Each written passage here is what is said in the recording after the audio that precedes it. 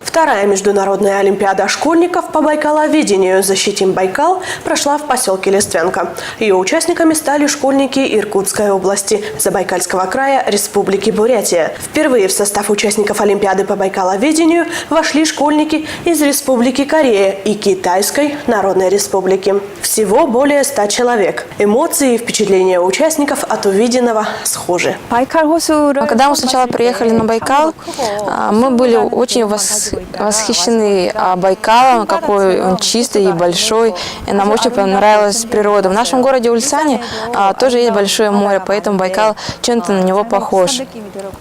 Когда мы приехали с детьми сюда, мы узнали очень много нового, поучаствовали в Олимпиаде, также познакомились с русскими детьми и узнали, как защитить нашу природу и сколько нужно усилий приложить для этого. Ежегодную олимпиаду проводит Министерство образования Иркутской области совместно с Министерством природных ресурсов и экологии Иркутской области, Байкальским музеем Иркутского научного центра, Сибирского отделения Российской академии наук. Теперь уже проводятся олимпиады по байкаловедению. Если они начинались с муниципального уровня, с уровня Иркутской области, то теперь мы дошли уже до международного уровня. И очень было приятно, что и китайская делегация, и корейская делегация ребят, которые приехали, и их руководители, они отметили, что Байкал – это ценность мирового значения, и это означает, что мы все должны всем миром его беречь и знать, за что беречь. Олимпиада по байкаловедению проводилась в 2 этапа.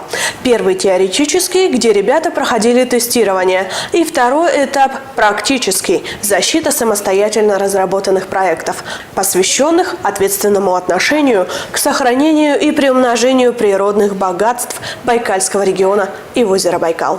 Обзорная площадка очень интересна. Сам Байкал.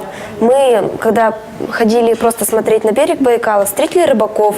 Они нам немного рассказали про рыб, говорили, что видели нерп, даже показали нам живую голомянку. Организаторы отмечают рост популярности и востребованности среди школьников и молодежи, все больше интересующихся проблемами и экологической обстановкой Прибайкалья. Впервые проведена Олимпиада, соответствующая статусу Олимпиады. Она в федеральном перечне, теперь как региональная. Естественно, к ней требования, как ко всем предметным Олимпиадам. Это весомо.